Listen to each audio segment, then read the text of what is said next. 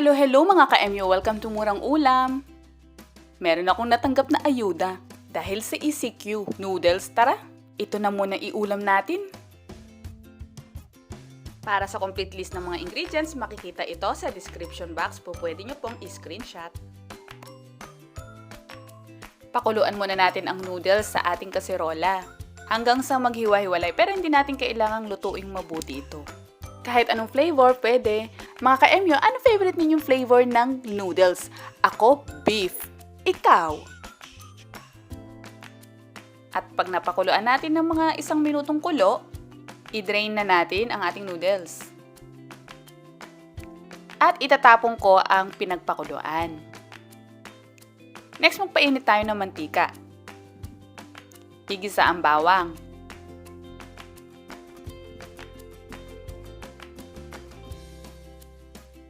Sibuyas,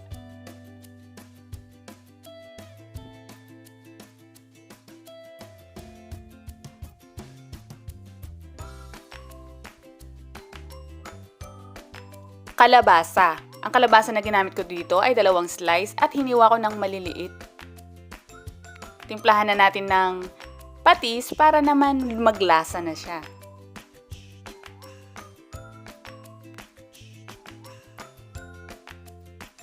Sige lang, gisa-gisa, halo-halo. Ay naku, summer ngayon, tama-tama, no? Parang ang sarap maghalo-halo. At ilagay na natin ang pinakuluan nating noodles. Mga ka-MU, gawin nyo ito para naman maging masustansya ang instant noodles natin. 'Di ba? Maglagay tayo ng tubig na mainit. Bakit? Gusto ko kasi tubig na mainit para madali lang siyang kumulo. Pero choice nyo rin naman yun. At ilalagay ko na rin yung seasoning powder ng noodles.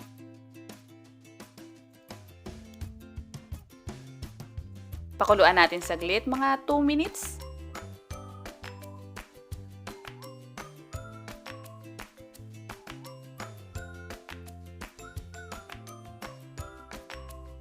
Pag malambot na ang ating kalabasa, ako kukuha ko ng konti. Pero pwede naman wag nyo na rin gawin ito. Gusto ko lang magkaroon ng kulay. Imamash natin ang kalabasa. Ito ay magpapakulay lamang dito. Pero pwede namang hindi na rin gawin ito. Choice ko lang naman yun. Next, magbibit tayo ng egg. At unti-unti nating ilagay sa ating soup.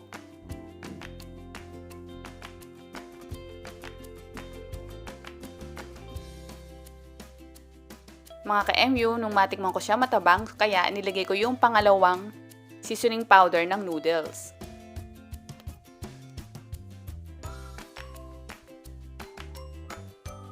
Ngayon, ilagay na natin ang dahon ng alugbati. Pwede kayong gumamit dito ng dahon ng malunggay kung hindi kayo kumakain ng alugbati.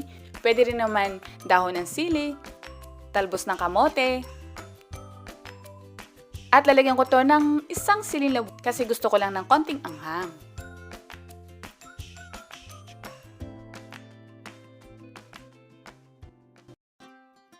Narito na ang ating kinalabasang instant noodles.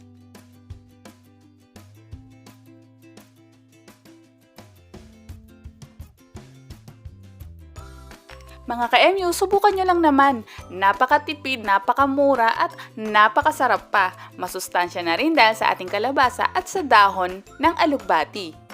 Pwede naman tayong kumain ng instant noodles pero huwag naman yung palagian. Tandaan, lahat ay dapat in moderation. At mas mainam kung lagyan natin ito ng gulay para hindi noodles lang.